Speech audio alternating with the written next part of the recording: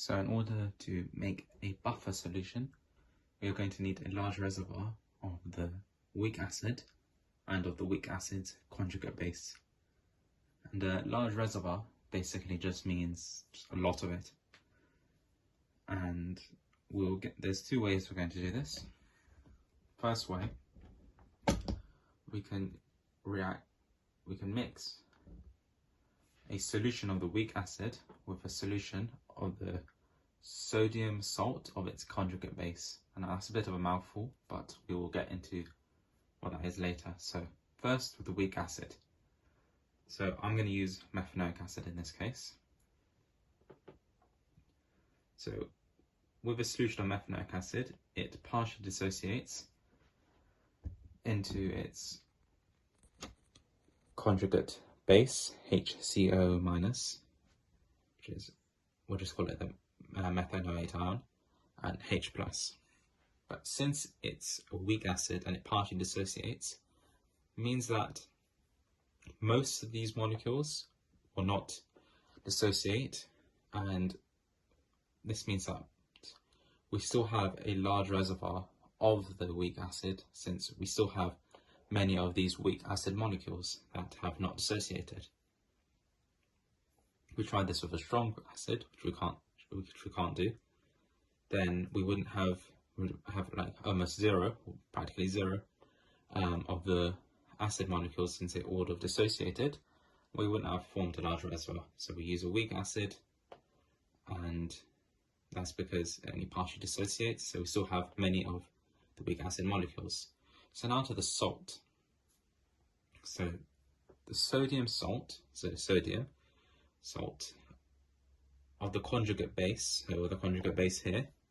So I just think of it as the acid that we had before, but we replace the H that we would lose when it dissociates with an Na here.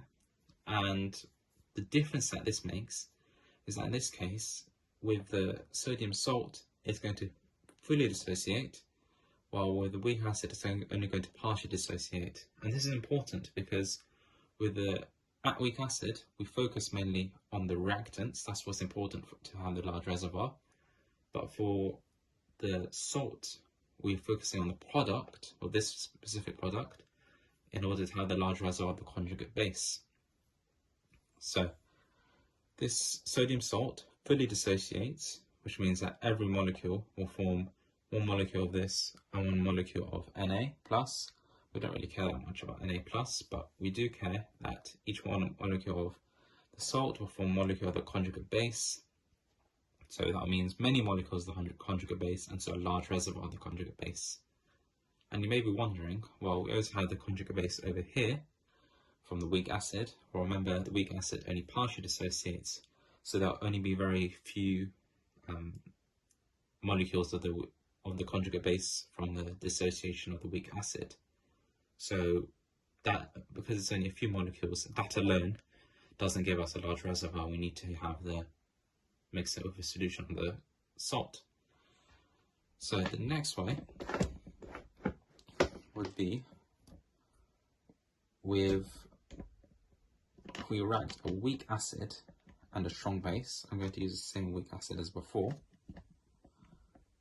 And what we're essentially doing, so kind of merging the two steps into one, we're going to react with the acid, and I'll come back into how much acid we need in a moment, with the strong base. So it's usually a group 1 base, sodium hydroxide, or usually potassium oxide.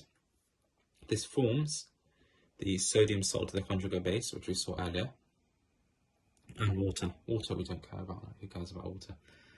But when this reacts, this sodium salt, the conjugate base, forms, and this reacts in the same way as we saw before here. This fully dissociates and forms the sodium salt of the conjugate base.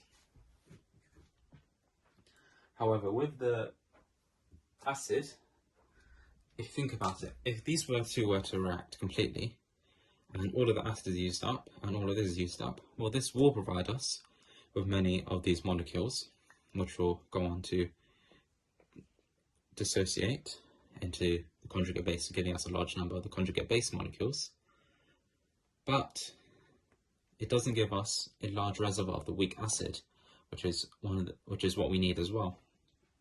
So always have to mention, and you have to mention this to get the mark, is that the acid, the weak acid, has to be in excess, because any of the weak acid molecules that don't react in this reaction will, as we saw earlier, unreacted molecules will dissociate like this, and since they only partially dissociate, we still have most of these weak acid molecules remaining as the weak acid, so we still have many weak acid molecules giving us a large reservoir of weak acid, and we have the large reservoir of the conjugate base, since we have the sodium salt of the conjugate base, which fully dissociates into the conjugate base. I mentioned conjugate base a lot, and sodium salt. Those words can get a bit confusing, but if you can break it down and understand what each parts of the word mean, then it should be easier to understand.